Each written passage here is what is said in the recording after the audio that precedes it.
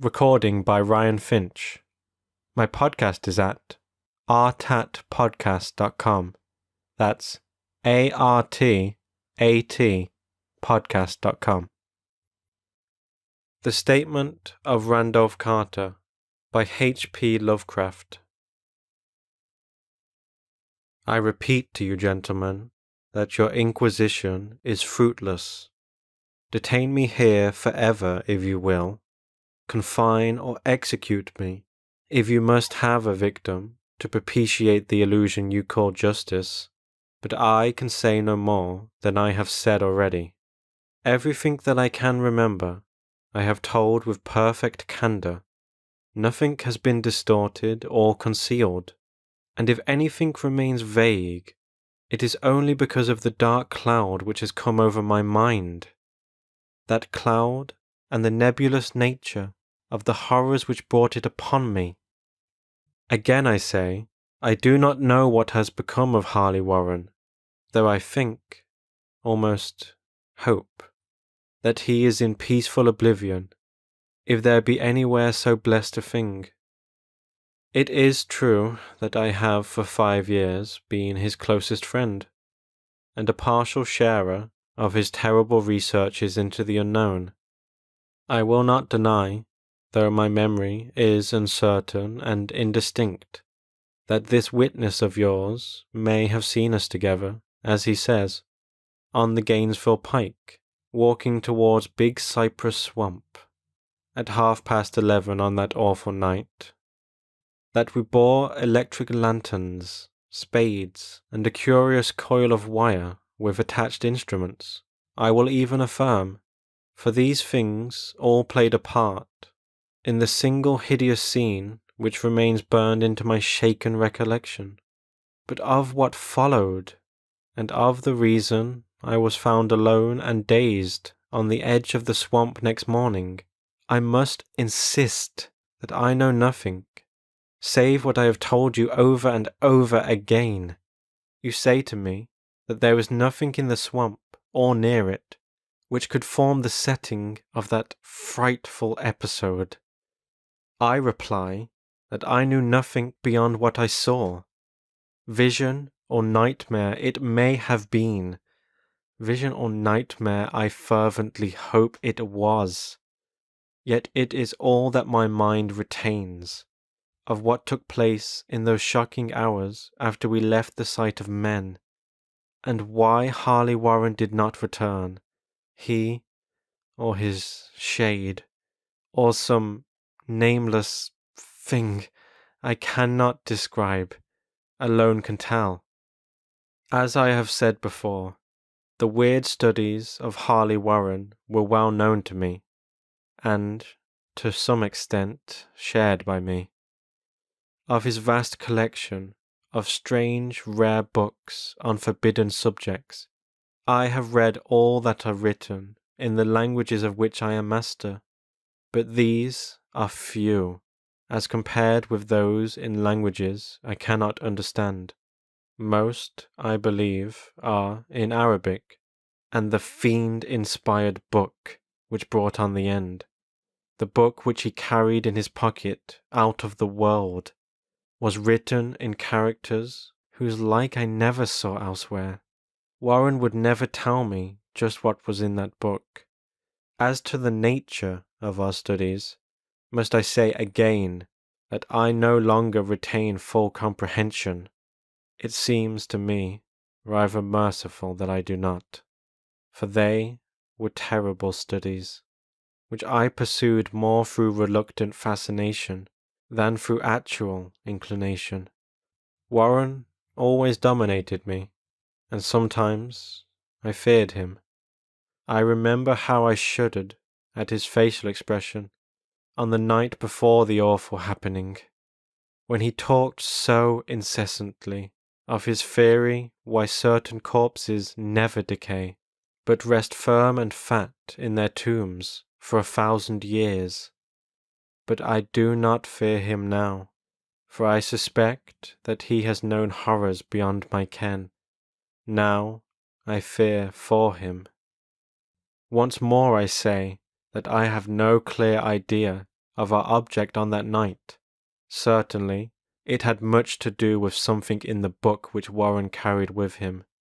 That ancient book, in undecipherable characters, which had come to him from India a month before.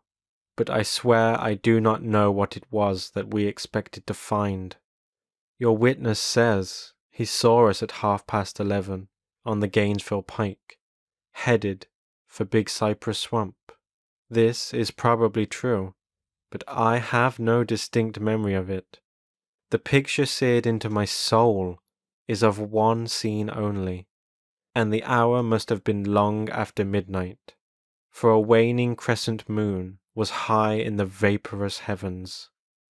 The place was an ancient cemetery, so ancient that I trembled at the manifold signs of immemorial years. It was in a deep, damp hollow, overgrown with rank grass, moss, and curious creeping weeds, and filled with a vague stench, which my idle fancy associated absurdly with rotting stone. On every hand were the signs of neglect and decrepitude, and I seemed haunted by the notion that Warren and I were the first living creatures to invade a lethal silence of centuries.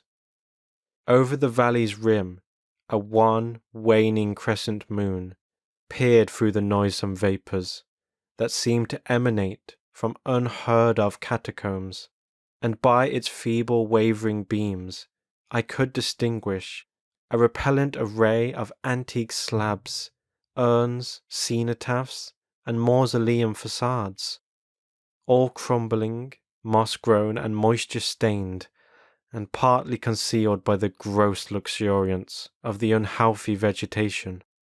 My first vivid impression of my own presence in this terrible necropolis concerns the act of pausing with Warren before a certain half-obliterated sepulchre, and of throwing down some burdens which we seemed to have been carrying.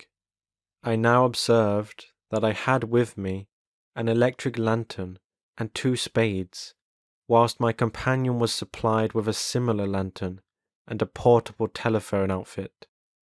No word was uttered, for the spot and the task seemed known to us, and without delay we seized our spades and commenced to clear away the grass, weeds, and drifted earth from the flat, archaic mortuary.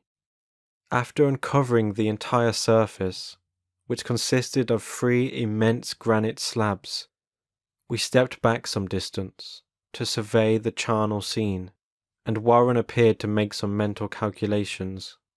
Then he returned to the sepulchre, and using his spade as a lever, sought to pry up the slab lying nearest to a stony ruin which may have been a monument in its day. He did not succeed, and motioned to me to come to his assistance. Finally, our combined strength loosened the stone, which we raised and tipped to one side. The removal of the slab revealed a black aperture, from which rushed an effluence of miasmal gases so nauseous that we started back in horror. After an interval, however, we approached the pit again, and found the exhalations less unbearable. Our lanterns disclosed the top of a flight of stone steps, dripping with some detestable ichor of the inner earth, and bordered by moist walls encrusted with nitre. And now, for the first time, my memory records verbal discourse, Warren addressing me at length in his mellow tenor voice, a voice singularly unperturbed by our awesome surroundings. "I'm sorry to have to ask you to stay on the surface," he said, "but it would be a crime to let anyone with your frail nerves go down there. You can't imagine, even from what you have read and from what I've told you, the things I shall have to see and do.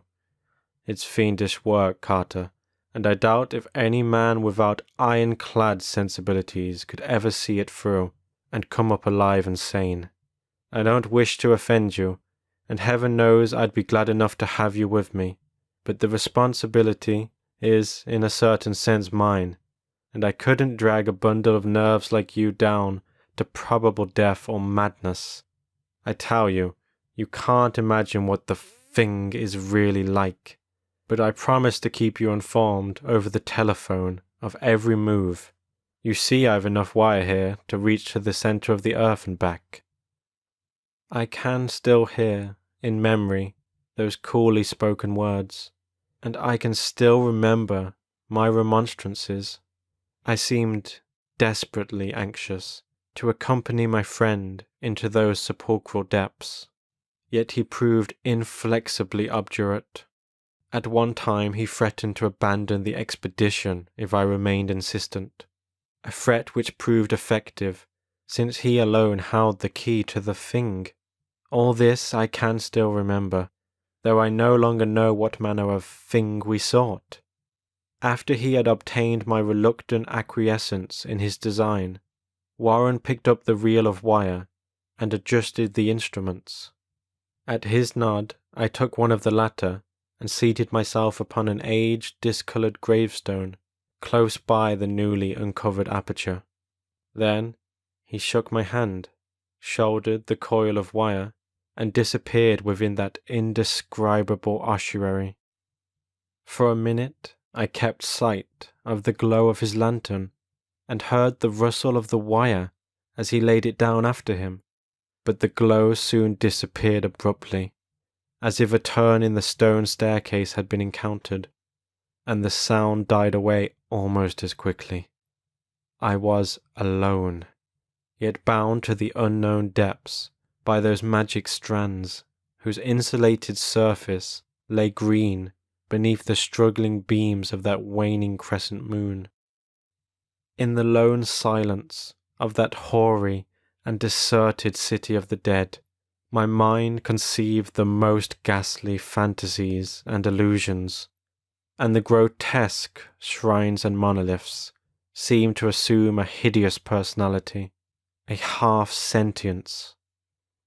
Amorphous shadows seemed to lurk in the darker recesses of the weed-choked hollow, and to flit, as in some blasphemous ceremonial procession, past the portals of the mouldering tombs in the hillside, shadows which could not have been cast by that pallid, peering crescent moon. I constantly consulted my watch by the light of my electric lantern, and listened with feverish anxiety at the receiver of the telephone, but for more than a quarter of an hour heard nothing. Then a faint clicking came from the instrument, and I called down to my friend in a tense voice. Apprehensive as I was nevertheless unprepared for the words which came up from that uncanny vault in accents more alarmed and quivering than any I had heard before from Harley Warren. He, who had so calmly left me a little while previously, now called from below in a shaky whisper, more portentous than the loudest shriek. God, if you could see what I am seeing. I could not answer. Speechless, I could only wait. Then came the frenzied tones again. Carter, it's terrible, monstrous, unbelievable. This time my voice did not fail me, and I poured into the transmitter a flood of excited questions. Terrified, I continued to repeat, "Warren, what is it? What is it?" Once more came the voice of my friend, still hoarse with fear, and now apparently tinged with despair. I can't tell you, Carter. It's too utterly beyond thought. I dare not tell you. No man could know it and live. Great God, I never dreamed of this. Stillness again, save for my now incoherent torrent of shuddering inquiry. Then the voice of Warren in a pitch of wilder consternation. Carter, for the love of God, put back the slab and get out of this if you can. Quick, Leave everything else and make for the outside. It's your only chance. Do as I say, and don't ask me to explain. I heard, yet was able only to repeat my frantic questions. Around me were the tombs and the darkness and the shadows. Below me, some peril, beyond the radius of the human imagination.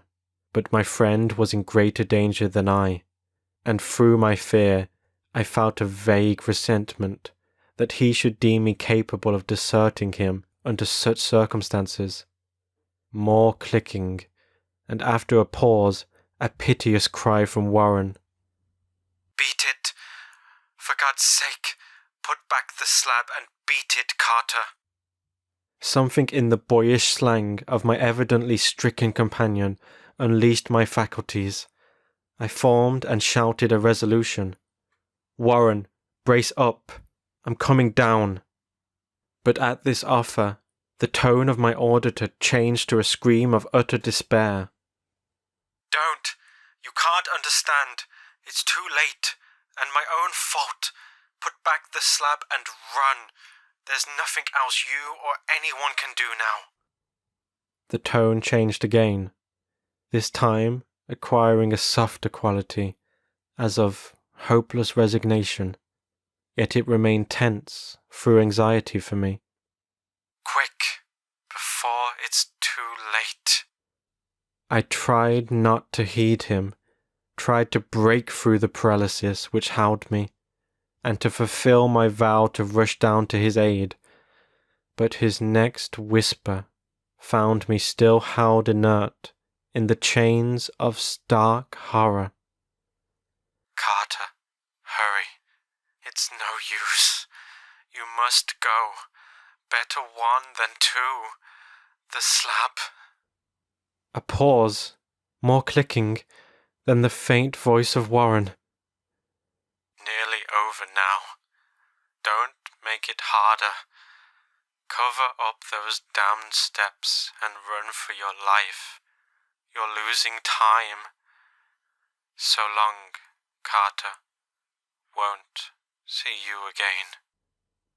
Here Warren's whisper swelled into a cry that gradually rose to a shriek, fraught with all the horror of the ages. Curse these hellish things. Legions. My God. Beat it. Beat it. Beat it. After that was silence. I know not how many interminable eons I sat stupefied, whispering, muttering, calling, screaming into that telephone. Over and over again, through those eons I whispered and muttered, called, shouted and screamed. Warren, Warren, answer me, are you there? And then there came to me the crowning horror of all, the unbelievable, unthinkable, almost unmentionable thing.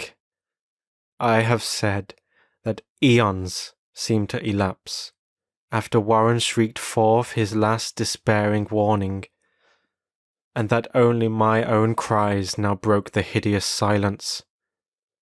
But after a while, there was a further clicking in the receiver, and I strained my ears to listen.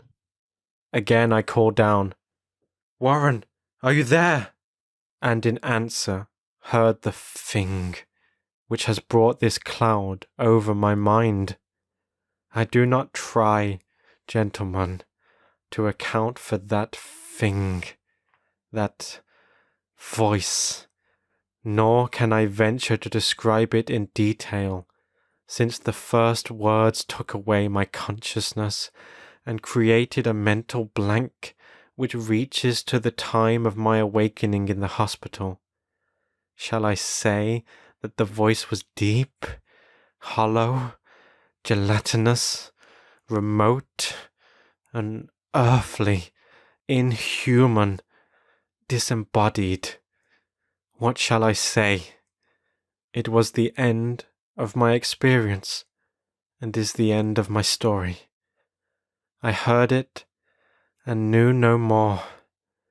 Heard it as I sat petrified in that unknown cemetery in the hollow, amidst the crumbling stones and the falling tombs, the rank vegetation and the miasmal vapours. Heard it well up from the innermost depths of that damnable open sepulchre as I watched amorphous, necrophagous shadows dance beneath an accursed waning moon. And this is what it said. You fool! Warren is dead.